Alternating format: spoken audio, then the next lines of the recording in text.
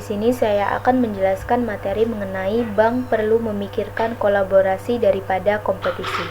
Jadi, kolaborasi antara bank tradisional dan perusahaan fintech menjadi kunci penting dalam inovasi industri keuangan. Pada masa lalu, bank memainkan peran utama dalam menciptakan inovasi seperti kartu kredit dan ATM. Namun, sejak kemajuan teknologi internet dan perangkat digital seperti ponsel pintar dan komputasi awan, inovasi keuangan telah bergeser ke perusahaan fintech, seringkali dipimpin oleh mantan pegawai bank yang menemukan celah dalam layanan yang ada. Next, selanjutnya materi mengenai kepatuhan global adalah kuncinya.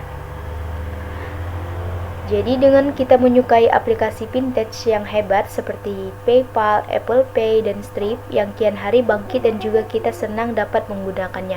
Namun kita semua akan segera membuangnya jika mereka gagal dipercaya, gagal merasa aman, atau gagal mematuhi peraturan keuangan setempat.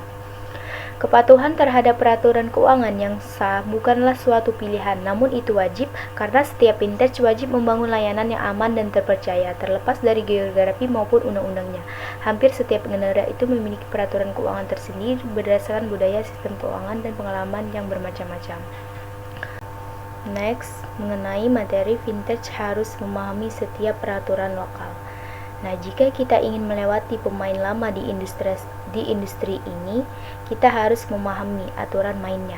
Meskipun fintech berusaha untuk mengalahkan pemain-pemain besar, mereka tidak dapat mulai menyerang pemain-pemain tersebut kecuali mereka memahami landscape peraturan dan dengan cepat belajar bagaimana menggunakan peraturan dan spesialisasi hukum untuk keuntungan mereka. Selanjutnya, Amerika Serikat pasar tunggal dengan peraturan multilevel yang kompleks. Peraturan keuangan di Amerika Serikat yang sangat terfragmentasi dibandingkan dengan negara-negara Eropa dan Asia yang sebagian besar yurisdiksinya hanya memiliki satu regulator bank. Di Amerika Serikat, perbankan diatur di tingkat federal dan negara bagian, tergantung pada jenis piagam yang dimiliki organisasi perbankan dan pada struktur organisasinya. Organisasi tersebut mungkin tunduk pada berbagai peraturan perbankan federal dan negara bagian. Selanjutnya, materi mengenai Asia masih sangat terfragmentasi. Nah, misalnya jika kita pergi ke Asia, kita mungkin ingin fokus hanya pada Tiongkok dan India. Wilayah Asia lainnya sangat terfragmentasi dan fokus utamanya adalah pada apa yang dilakukan oleh dua negara besar di Asia tersebut. Sistem keuangan Tiongkok sangat diatur dan baru ini mulai meliberalisasi seiring dengan semakin pentingnya kebijakan keuangan Tiongkok terhadap strategi perekonomian secara keseluruhan. Akibatnya, bank dan penyedia jasa keuangan menjadi lebih penting bagi perekonomian Tiongkok dengan menyediakan semakin banyak pembiayaan kepada perusahaan-perusahaan untuk investasi, mencari simpanan, dan meminjamkan uang kepada pemerintah. Materi selanjutnya yakni pinjaman modal di abad 21.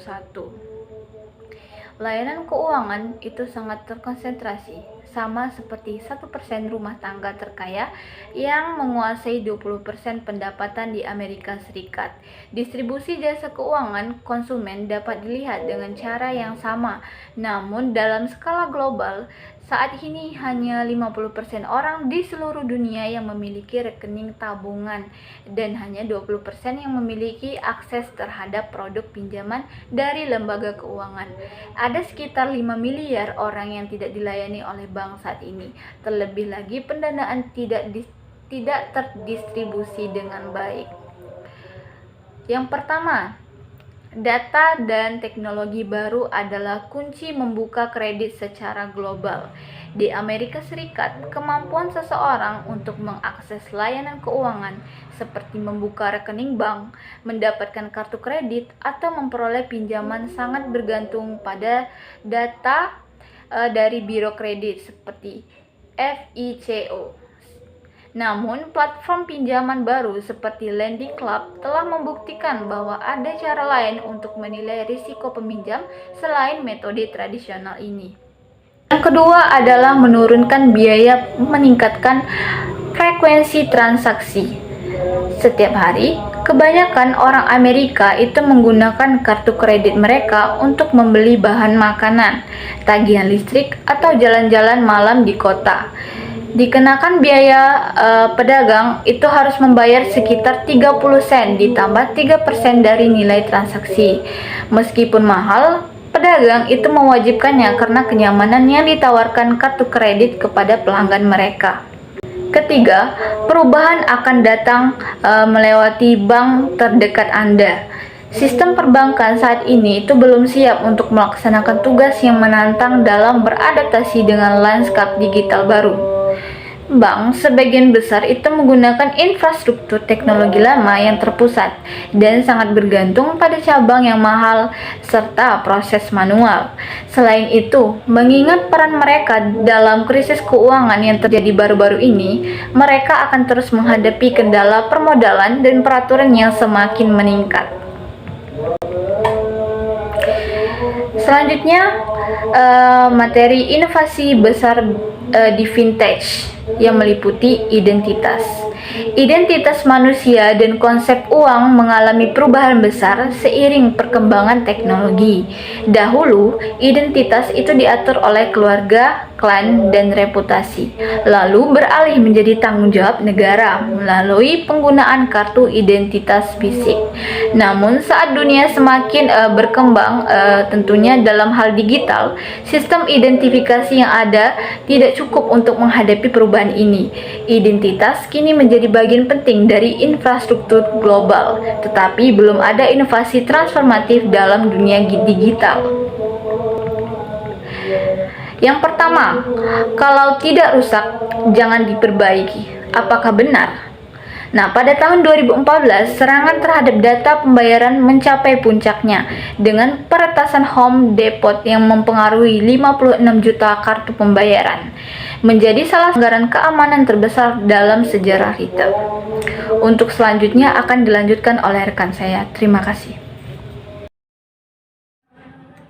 Selanjutnya, login sosial. Hal ini telah diadopsi secara luas baik oleh kalangan bisnis maupun konsumen, memungkinkan pengguna untuk memverifikasi identitas mereka dan masuk ke situs web dan aplikasi seluler menggunakan profil yang ada dari jaringan seperti Facebook dan LinkedIn.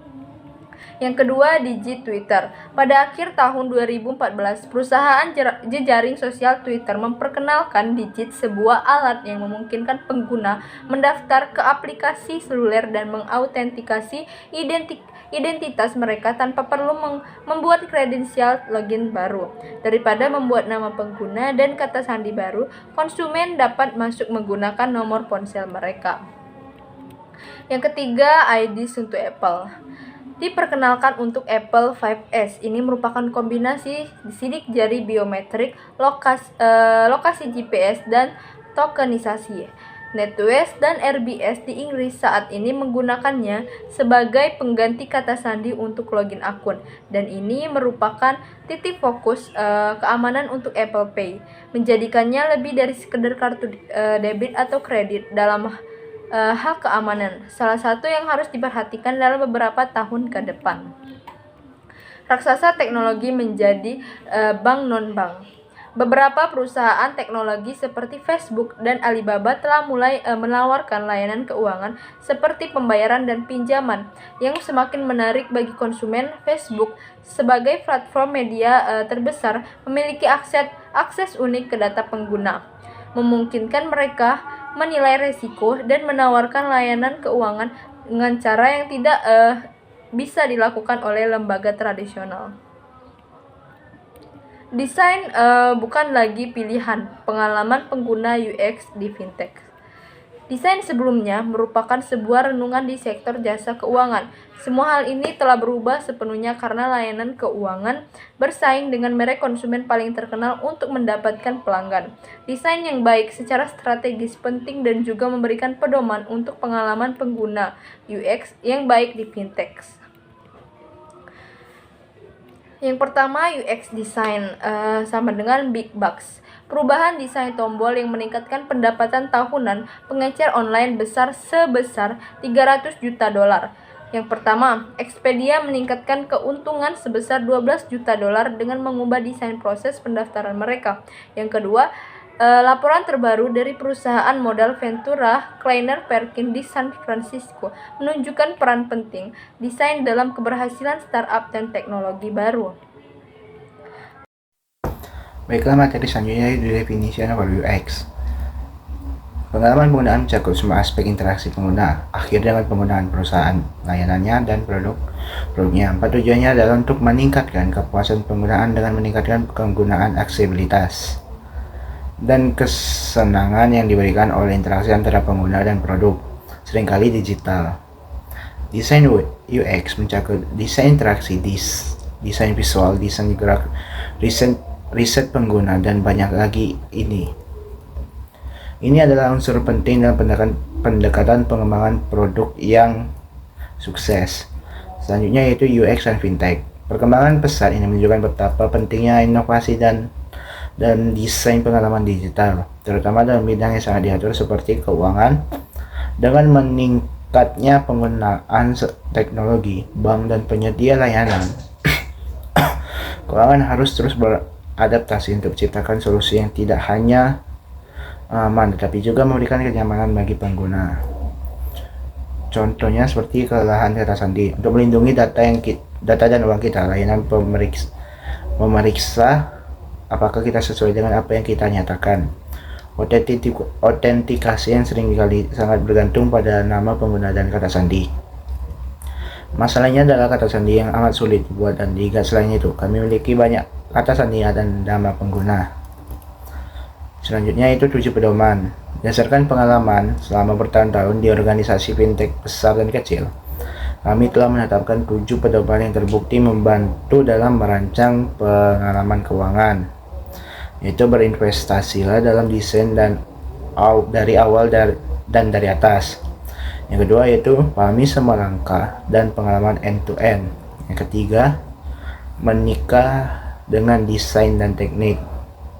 Yang keempat, gunakan desain untuk mempercepat pengambilan keputusan. Yang kelima, menghemat waktu pengembangan yang mahal.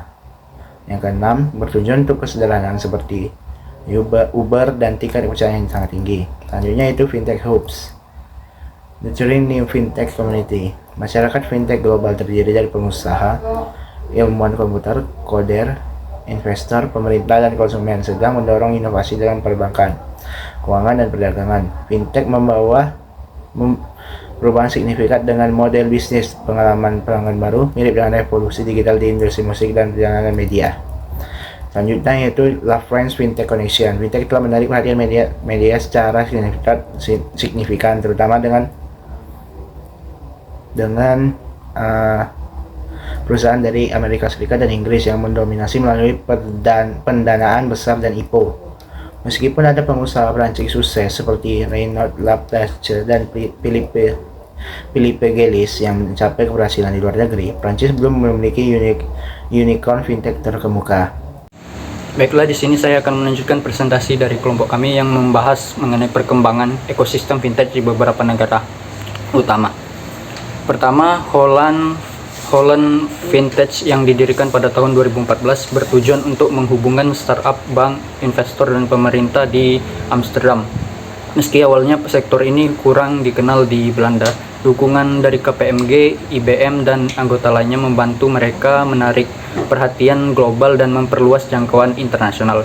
Kemudian Holland Fintech juga fokus pada inovasi melalui newsletter, riset, dan acara internasional. Meskipun menghadapi tantangan pendanaan, mereka sudah memiliki lebih dari 65 anggota dan merencanakan pembukaan hub fisik di Amsterdam untuk memperkuat ekosistem. Selanjutnya mari kita lihat di Luxembourg.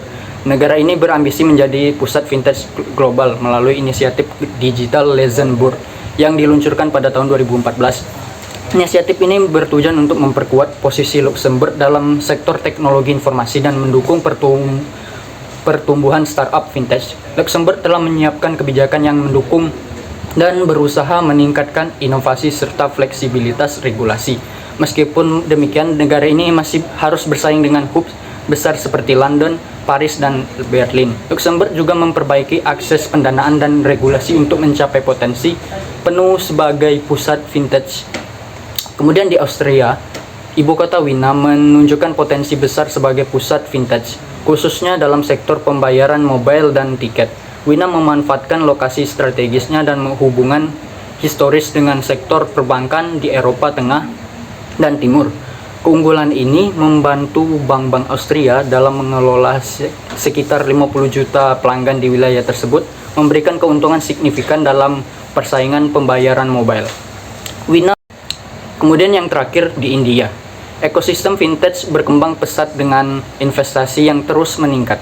Pada tahun 2015, investasi di sektor ini melebihi 1 miliar dolar didorong oleh kebutuhan untuk memodernisasi transaksi dan penggunaan internet mobile yang tinggi.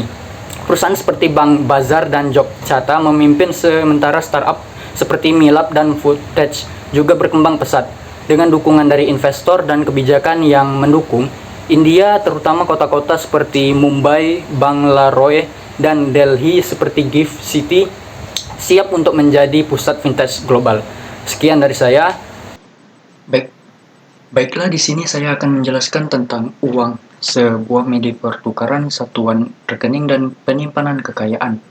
Dalam bentuknya, uang memainkan peran penting dalam memungkinkan pertukaran produk dan jasa, pembagian kerja, dan ledakan kesejahteraan sosial yang luar biasa di planet ini secara keseluruhan. Kemudian untuk ciri-ciri uang sebagai alat pembayaran, ada 7. Yang pertama itu penerimaan luas atau efek jaringan. 2. Tidak mengalami volatilitas ekstrim. 3. Keyakinan dalam mendukung. 4. Terstandarisasi. 5. Ukuran atau denominasi yang tepat. 6. Tahan lama. Dan juga 7. Aman. Selain itu, untuk kemungkinan yang tidak pasti untuk meminjamkan produk kita kepada pihak lain untuk sementara waktu, terdapat 3 hal. Yang pertama itu risiko pinjaman, yang kedua kepercayaan dan jaminan, dan yang terakhir manfaat ekonomi. Selanjutnya, how is money measured? Sebagaimana yang telah dibahas di awal tadi, uang memainkan banyak peran sebagai alat tukar, sebagai unit hitung, dan sebagai penyimpan nilai. Namun uang juga memiliki banyak bentuk, dan Federal Reserve System (The Fed) mendefinisikan dan menghitung beberapa ukuran jumlah uang yang beredar yang berbeda. Ukuran standarnya adalah basis moneter M1 dan M2. Basis moneter didefinisikan sebagai mata uang yang beredar ditambah saldo cadangan yang disimpan oleh bank di rekening mereka di The Fed. Gambar 3.1 menunjukkan komponen M1 dan M2. M1 terdiri dari uang logam, uang mata uang, giro, dan cek perjalanan. Sedangkan M2 sama dengan M1 ditambah tabungan, deposito berjangka, sertifikat deposito di bawah $100.000, dan reksadana pasar uang saham. Total M1 pada Mei 2017 adalah $3,51 triliun dan M2 berjumlah $13,5 triliun. Rincian masing-masing kategori M2 ditunjukkan pada gambar 3.2 dengan jumlah hampir 9 triliun dolar. Tabungan merupakan kategori terbesar. Mata uang dan koin yang beredar yang biasa kita anggap sebagai uang hanya sekitar 1,5 triliun dolar, kurang dari sepertiga M1 dan hanya 10,9% dari M2. Cek perjalanan berjumlah 2 miliar dolar, meskipun jumlah kecil ini agak mengejutkan. Materi selanjutnya, tren pembayaran non-tunai. Sejak 2001, Federal Reserve System telah secara rutin mengevaluasi aktivitas pembayaran non-tunai di Amerika Serikat. Laporan ke-6 yang terbaru diterbitkan pada tahun 2016, survei ini mengungkapkan bahwa meskipun jumlah transaksi dengan kartu kredit dan debit mengalami pertumbuhan yang signifikan, nilai rata-rata setiap transaksi justru menurun. Sementara itu, penggunaan cek menurun meskipun laju penurunannya melambat. Kemudian di slide ke-12 terdapat gambar yang menunjukkan tren pembayaran untuk periode 2000 sampai 2015, di mana kartu debit non-prabayar yang ditautkan ke rekening giro tampaknya pada dasarnya menggantikan posisi yang dimiliki oleh cek kertas. Kemudian terakhir, materi terakhir mengenai plumbing sistem keuangan, cara kerja kartu kredit. Kartu kredit memberikan pinjaman dari bank penerbit yang harus dibayarkan dalam jangka waktu tertentu, sementara kartu debit menarik dana langsung dari rekening pengguna saat transaksi. Setiap transaksi melibatkan 4 pihak: pemegang kartu, pedagang, bank penerbit, dan pengakuisisi. Proses dimulai ketika pemegang kartu menyerahkan kartu ke pedagang yang memproses pembayaran melalui sistem verifikasi. Pengakuisisi menangani otorisasi, clearing, dan penyelesaian transaksi antara bank penerbit dan pedagang. Sekian presentasi dari saya. Penjelasan mengenai plumbing sistem keuangan selanjutnya akan dijelaskan oleh rekan saya. Selanjutnya, cara kerja kartu kredit. Gambar di samping ini merupakan ilustrasi proses transaksi kartu kredit mulai dari adanya 4 pihak. Yang pertama, pemegang kartu, yang kedua, pedagang, yang ketiga, bank penerbit, dan yang keempat, pihak pengakuisisi. Pipa Sistem Keuangan (ACH). ACH jaringan elektronik yang didirikan pada 1974 memproses transaksi keuangan antar lembaga penyimpanan. Pada 2016, ACH menangani 25 miliar transaksi senilai 43 dolar triliun, termasuk transfer kredit dan debit, dengan sebagian besar diselesaikan pada hari kerja berikutnya. Cara kerja jaringan ACH dan sistem pembayaran ACH. Ada beberapa langkah, meliputi yang pertama, memahami peluang someday ACH, yang kedua, menentukan cara dan waktu posting transaksi, yang ketiga, meninjau sistem dan perjanjian, yang keempat, mempertimbangkan dampak operasional, dan yang terakhir, meminta dukungan. Aplikasi fintech. Ada beberapa aplikasi fintech. Yang pertama, mata uang digital atau kripto, yang kedua, ICO, yang ketiga, blockchain dan teknologi buku besar terdistribusi yang mendukung mata uang ini dan penerapannya yang lebih luas. Dan yang terakhir, aplikasi fintech dalam pembayaran. Mata uang digital atau kripto. Ada lebih dari 2.500 mata uang digital atau mata uang kripto yang berbeda, dan masih banyak lagi yang sedang dikembangkan. Yang paling populer adalah Bitcoin dan Ether, tetapi Ripple, Zcash, dan Litecoin dan lainnya memiliki pendukungnya sendiri. Bagaimana Bitcoin bekerja? Seorang pengguna Bitcoin mendapatkan dompet Bitcoin dan membeli Bitcoin secara online. Pengguna kemudian dapat melakukan pembayaran dari dompetnya ke dompet seseorang yang menerima Bitcoin. Transaksi dikonfirmasi dalam buku besar bersama atau blockchain. Tapi, mengapa menggunakan Bitcoin? Uang tunai berfungsi dengan baik untuk sebagian besar transaksi kecil. Cek, kartu debit, dan kredit diterima secara luas. Mengapa kita menginginkan mata uang digital? Ada beberapa alasan. Yang pertama, cepat. Yang kedua, murah. Selanjutnya, pemerintah pusat tidak bisa menghilangkannya. Tidak ada tagihan balik. Orang tidak dapat mencuri informasi kita dari pedagang. Bukan inflasi, bisa anonim, dan kita memilikinya. Mata uang kripto memang memenuhi banyak manfaat yang tercantum. Teknologinya cepat, murah, dan kurangnya kendali pemerintah sangat menarik di negara-negara yang menerapkan kebijakan inflasi atau pembatasan mata uang. Namun, ada kekhawatiran praktis, operasional, dan peraturan. Secara praktis, sangat kecil kemungkinannya bahwa mata uang digital akan menjadi satu-satunya bentuk uang. Jalur sutra. Sayangnya, Bitcoin dapat digunakan untuk pembelian obat-obatan terlarang, serta senjata dan jenis pembelian ilegal. Ini ikut menjadi penyebab jatuhnya jalur sutra. Silk Road adalah pasar online yang didirikan pada tahun 2011 oleh Ross Ulbricht. Ini beroperasi di apa yang dikenal sebagai web gelap, yang merupakan bagian internet terenkripsi di mana identitas pengguna dapat dilindungi. Gunung Gox. Masalah keamanan menyebabkan jatuhnya Mt. Gox atau Gunung Gox adalah bursa Bitcoin yang berbasis di Tokyo yang pernah menangani 70% dari seluruh transaksi Bitcoin. Perusahaan ini bangkrut pada awal tahun 2014 setelah mengumumkan bahwa Bitcoin yang saat itu bernilai lebih dari 450 juta dolar telah dicuri dari rekening pelanggan. Pencurian tersebut tampaknya terjadi selama beberapa tahun dan catatan internal perusahaan diubah untuk menutupi pencurian tersebut. Gunung Gox kemudian menemukan 200.000 dari sekitar 850.000 koin yang dicuri. Baiklah, untuk selanjutnya yakni Bitcoin di Tiongkok. Tiongkok menyumbangkan hampir sekitar 90% dari seluruh perdagangan dan mata uang kripto lainnya. Di bulan September tahun 2017, Tiongkok itu mengisyaratkan adanya tindakan keras terhadap bursa Bitcoin formal yang diperkirakan akan menurunkan pangsa pasar perdagangan Tiongkok sekitar 25% total dunia.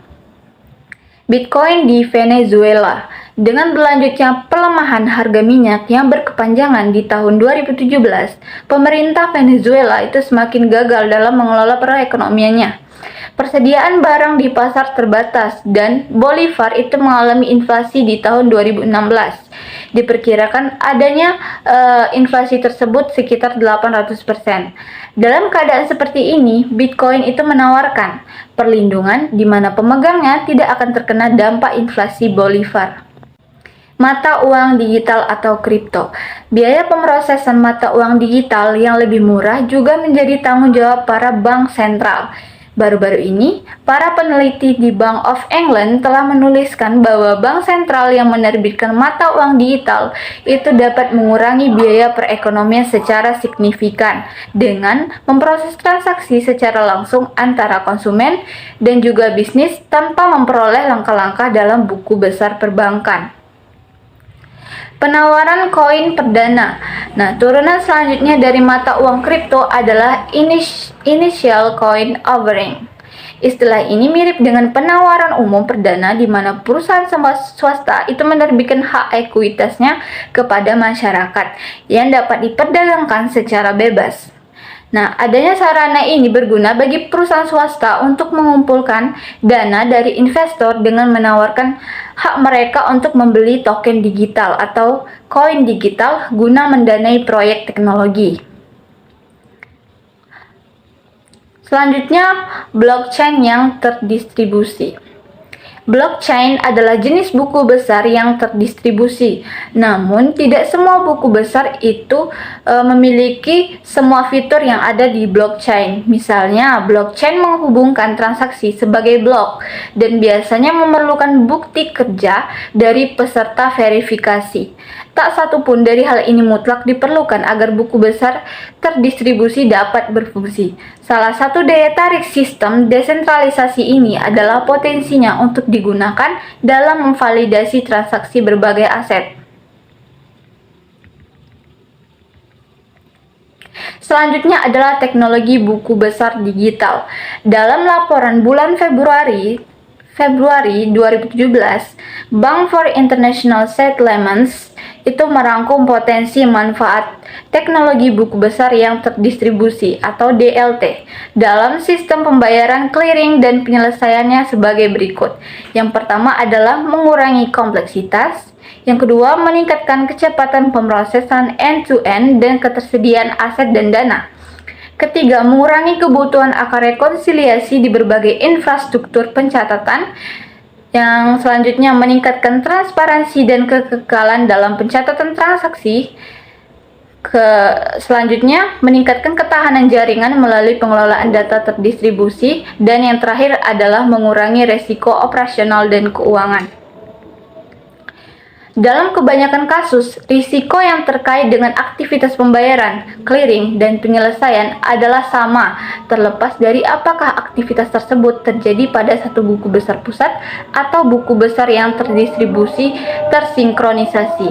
Meskipun demikian, DLT dapat menimbulkan risiko baru atau berbeda, termasuk yang pertama, potensi ketidakpastian mengenai masalah operasional dan keamanan yang timbul dari teknologi, Yang kedua, kurangnya interoperabilitas dan proses dan infrastruktur yang ada. Ketiga, ambiguitas terkait finalitas penyelesaian. Keempat, pertanyaan mengenai kekuatan dasar hukum penerapan DLT. Yang kelima, tidak adanya kerangka tata kelola yang efektif dan kuat. Terakhir, masalah yang terkait dengan integritas data, kekekalan, dan juga privasi. Terdapat perbedaan pendapat mengenai kemungkinan keberhasilan mata uang kripto. Namun hal tersebut hanyalah salah satu penerapan metodologi blockchain, dan terdapat keyakinan luas bahwa penerapan pada aset keuangan lainnya itu memberikan harapan besar untuk peningkatan efisiensi. Masuk ke blockchain, meskipun para pendukungnya melakukan pekerjaan yang sangat baik dalam mewakili efisiensi blockchain, masih ada beberapa tantangan dalam penerapannya secara institusional yang luas. Bank saat ini itu memiliki sistem yang berfungsi. Nah, alasan bisnis untuk perubahan besar dalam prosedur mungkin sulit dilakukan. Agar bank dapat menanggung biaya pengembangan sistem baru, mereka perlu melihat manfaatnya secara langsung. Hal ini mungkin menjadi tantangan berkelanjutan bagi penyedia blockchain. R3 dibentuk pada tahun 2014. R3 mengorganisir konsorsium yang terdiri dari 75 lembaga keuangan besar untuk mengembangkan teknologi blockchain serta mentransformasikan perdagangan, pelaporan, dan hal-hal terkait lainnya. Perwalian penyimpanan dan perusahaan clearing. Depository Trust and Clearing Corporation itu bertindak sebagai pusat penyimpanan dan clearing untuk banyak perdagangan derivatif keuangan yang ditransaksikan oleh bank dealer terbesar. Kepemilikan aset digital. Digital Asset Holdings juga didirikan pada tahun 2014 oleh para eksekutif berpengalaman Wall Street dengan cepat mengakuisisi dan mengkonsolidasi beberapa perusahaan teknologi blockchain. Ia juga mengumumkan bahwa mereka telah menandatangani perjanjian dengan Bursa Australia ASX dan Utilitas Industri DTCC untuk mengembangkan solusi dan pengujian bukti konsep aplikasi blockchain industri keuangan. Yang terakhir adalah Ripple. Didirikan pada tahun 2012, Ripple itu mengembangkan jaringan pembayaran dan pertukaran serta mata uang kripto. Pada tahun 2015, Ripple didenda sekitar $700.000 karena pelanggaran Baik, di sini saya akan menjelaskan materi mengenai bank investasi. Beberapa bank investasi merupakan bank butik yang hanya berfokus pada satu aktivitas seperti merger dan akuisisi. Bank investasi lainnya, terutama bank investasi yang lebih besar dengan kemampuan distribusi, menyediakan serangkaian layanan lengkap seperti penawaran umum efek, perdagangan, penempatan saham secara privat, sekuritasi, merger dan akuisisi, perbankan dagang, saran restrukturisasi, pembiayaan sekuritas, pialang utama, layanan clearing dan penitipan, pendirian dan perdagangan derivatif, serta manajemen aset. Selanjutnya mengenai aktivitas perdagangan. Aktivitas perdagangan milik bank meningkat secara dramatis setelah pencabutan Glass-Steagall pada tahun 1999 dan tumbuh menjadi sumber laba yang penting, pusat bagi banyak orang. Kisaran pasar yang diperdagangkan meliputi pasar ekuitas dan utang, tetapi juga mata uang, komoditas, dan lain-lainnya. Nah, di antara persyaratan lainnya, tindakan penegakan SEC mengharuskan bank untuk melaksanakan reformasi struktural berikut. Yang pertama, perusahaan akan memisahkan perbankan, penelitian, dan investasi termasuk pemisahan fisik, lini pelaporan yang sepenuhnya terpisah, staf hukum dan kepatuhan yang terpisah, dan proses perdagangan yang terpisah. Selanjutnya, kompensasi analisis tidak dapat didasarkan secara langsung atau tidak langsung pada investasi pendapatan perbankan atau masukan dari personal perbankan investasi. Parkir investasi tidak dapat mengevaluasi analisis 80 vintage dan pembaharuan lembaga keuangan. Terus, kompensasi analisis akan didasarkan pada sebagian besar kualitas dan keakuratan penelitian analisis. serta bankir investasi tidak akan memiliki peran dalam menentukan perusahaan mana yang dicakup oleh para analisis. Dan analisis riset dilarang berpartisipasi dalam upaya untuk meminta bantuan bisnis perbankan investasi termasuk promosi dan roadshow. Selanjutnya, perusahaan akan menerapkan kebijakan dan prosedur yang dirancang secara wajar untuk memastikan bahwa personel mereka tidak berusaha mempengaruhi isi laporan penelitian untuk tujuan memperoleh atau mempertahankan bisnis perbankan investasi. Nah, perusahaan akan membuat dan menegakkan firewall antara bank penelitian dan bank investasi. Next, mengenai materi sekuritisasi aset. Sekuritisasi adalah penggabungan sejumlah besar pinjaman dan penjualannya paket yang dihasilkan untuk investor. Nah, bentuk sekuritisasi yang paling populer adalah hipotek, tetapi aset lain seperti pinjaman mobil, pinjaman mahasiswa, dan piutang kartu kredit juga disekuritisasi. Selanjutnya, penggabungan dan akuisisi. Aktivitas merger dan akuisisi oleh perusahaan klien merupakan sumber pendapatan yang signifikan bagi bank investasi. Dimulai pada tahun 1960-an, merger biasanya merupakan transaksi yang bersahabat di mana para pejabat senior dari masing-masing perusahaan akan bergabung untuk membentuk tim manajemen perusahaan baru. Kemudian, apa yang disebut dengan perampok korporat mempopulerkan pengambil alihan yang tidak bersahabat terhadap perusahaan target yang awalnya tidak mau. Baik, langsung saja ke materi selanjutnya mengenai perantara utama. Prime brokers mengacu pada kumpulan layanan yang akan diberikan bank kepada klien hedge fund. Ini dapat mencakup layanan eksekusi, pinjaman sekuritas, manajemen risiko, dan pembiayaan. Banyak bank akan menyediakan layanan pelaporan dan dukungan teknologi. Nah, mereka bahkan mungkin memiliki departemen yang akan membantu mencocokkan calon investor dengan klien dana lindung nilai. Dana lindung nilai merupakan sumber pendapatan yang signifikan bagi bank, dan mereka berusaha memberikan dukungan apapun yang dibutuhkan. Perusahaan mungkin perlu mengoperasikan dan mengembangkan bisnis mereka. Selanjutnya, mengenai serikat kredit.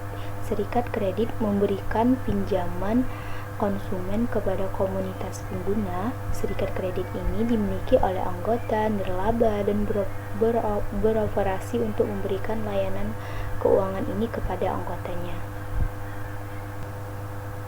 Baik, kita lanjut lagi mengenai materi bank sentral. Seperti yang kita ketahui, bank sentral dapat dianggap sebagai bank bagi bank. Di Amerika Serikat, bank sentral adalah Federal Reserve System atau FED. Meskipun diusulkan oleh Alexander Hamilton, FED seperti yang kita kenal sekarang diciptakan pada tahun 1913 sebagai respon terhadap kepanikan bank tahun 1909. Sebagai perbandingan, bank sentral Swedia dan Inggris berdiri sejak tahun 1600-an. Fokus dalam bagian ini adalah pada FED Amerika Serikat, tetapi perlu dicatat bahwa ada bank sentral penting lainnya di seluruh dunia. Selanjutnya, alat moneter konvensional.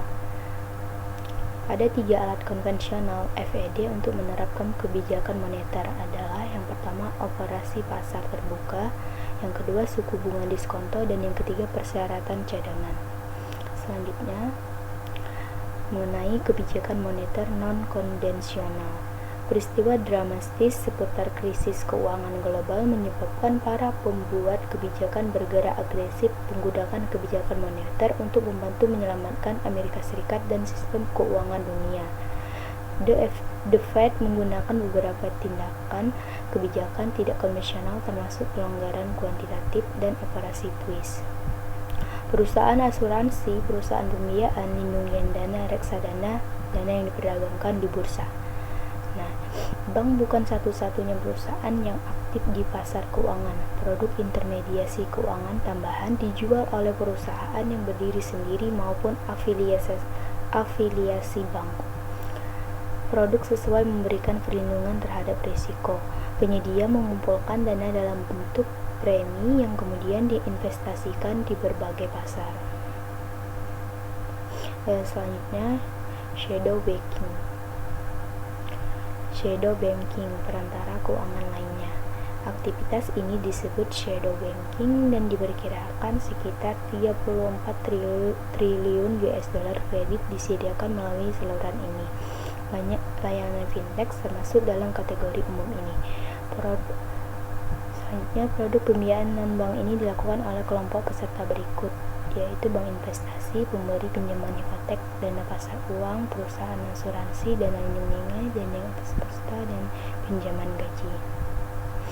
Selanjutnya, materi mengenai inovasi historis di lembaga keuangan besar. Nah, munculnya shadow banking hanyalah manifestasi terbaru dari inovasi di bidang keuangan. Banyak produk fintech yang termasuk dalam klarifikasi ini, dan gelombang disruptif fintech saat ini dapat diperdebatkan sebagai kekuatan yang paling signifikan dan luas jangkauannya bagi inovasi di pasar, instrumen, dan lembaga keuangan. Selanjutnya, materi yang terakhir yaitu bank digital terbaik di dunia. DBS diberikan oleh pemerintah Singapura pada tahun 1968. Baru-baru ini DBS mulai mengadopsi teknologi dan dinobatkan sebagai bank digital terbaik di dunia tahun 2016. Sekitar setengah dari populasi Singapura menggunakan akses dari DBS dan lebih dari seperempatnya menggunakan ponsel. Bank ini tidak hanya melakukan beberapa transaksi secara digital, tetapi juga berupaya melakukan inovasi digital dalam setiap layanan bank. Bank ini meluncurkan bank khusus ponsel pertama di India yang menggunakan kartu biometrik Aadhaar India dan infrastruktur keuangan yang didasarkan padanya.